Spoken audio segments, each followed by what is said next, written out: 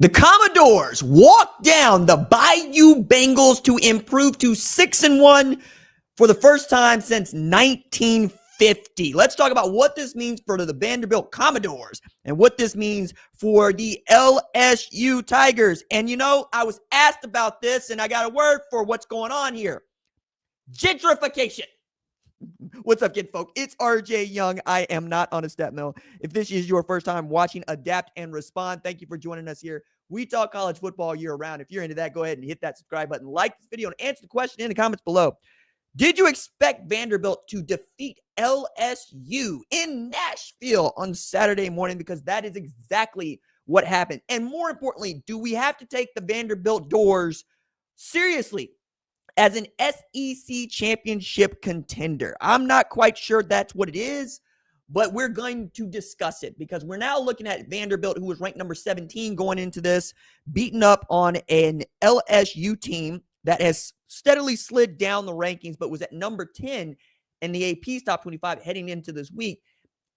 A Vanderbilt team that could finish or could be ranked inside the top 12 for the first time since 1948, man. It's been some time since we talked about Vanderbilt being this good.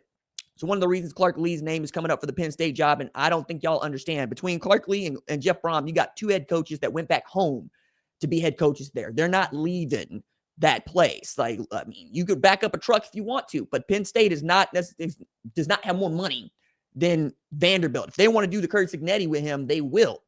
But I think what really gets overshadowed with Clark Lee and what he's able to do is just how they've been able to build their program and how they win football games.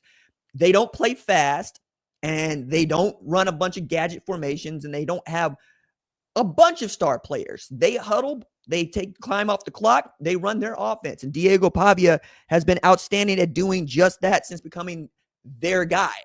If it feels like Diego Pavia is the quarterback version of Cam Scatterboots, because he is. He was 14 of 22 for 160 in this game, but he also ran the ball 17 times for 86 yards. That's with one sack allowed, 2 TDs in there. He also got some really great play from guys like Cole Spence and Eli Stowers, both tight ends that are outstanding. Those guys combined for 8 catches for 88 yards in the win. And as much as we were bagging on LSU's third down offense, it wasn't the third down offense that was really holding them back. It was their inability to do much with the football once they had it. I mean, we're talking about just wasting possessions here, but also these conversations that I saw Brian Kelly having with Garrett Nussmeier on the sideline. I'm going, get out of that dude's face, get out of that dude's head. Because with him, you're expecting a 350-yard passing performance with the kind of weapons that they put around. But he's been steadily regressing. And I'm not sure what to make of this because he's got the tools. Like Caden Durham was back, but just 7 rushes, 59 yards in this one. Maybe hand him the ball a little bit more often. And your leading receiver was Xavier Thomas, which is not necessarily a bad thing, but that's not, say, Berrien Brown or Aaron Anderson or Nick Anderson, guys you expected to be your receiving leaders in this. And this is also, remember, a team that Brian Kelly took $1 million of his own money to pay because he thought this was the team that would get him to the promised land, which is national championship. And that is the reason that Brian Kelly got up from the Notre Dame job and went to LSU. He said, I want to win a national championship. I feel LSU gives me the best opportunity to do that. And you know what? He's not wrong.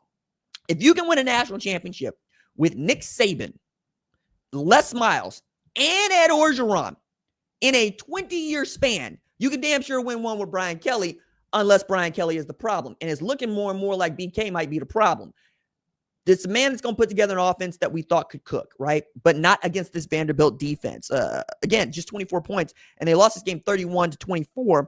And we're having all these good conversations about Vanderbilt, and nobody outside of LSU has been going, yo, what the hell gives here? Because it's also a program that is steadily slide. I mean, after winning the first 4 games of the season, including one against Clemson that turned out to not be no good, Florida that turned out to be maybe okay, they took an L to Ole Miss, and they beat South Carolina, which is not that big a deal anymore, and then they take this L to Vanderbilt, and it's not as if it gets easier for them. They've got Texas A&M next week. They get a bye. Then they got Alabama. Arkansas, you should win that game. Western Kentucky, you should win that game, but that could be money in the bag. And then Oklahoma there at the end. So it's not a foregone conclusion that they can get to the 8 wins that would even make this season okay. But if you're an LSU fan, you're expecting 10, 11 wins going into this.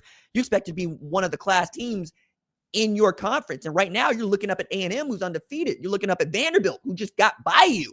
You're looking up at Alabama and Georgia, like you always are, and Ole Miss, who's decided, no, we like the Lane Kiffin era. And we'll find out later this afternoon if they're for real, if they can get a win against Georgia. But now we got to talk about Vanderbilt and what's left for them to do here. And can they be a contender? And I think now we're at a space where you might want to start betting Vanderbilt games. And if you are, maybe you want to do that with MyBookie, who is partnering with the show, with Adapt and Respond for the rest of the college football season. We're excited about that. And MyBookie makes it really easy to win using what I know about college football and what you are gathering. I know that if you're watching this show, you're hardcore about it. You understand. You get that you want to bet spreads. You get that you want to bet in-game lines and player props.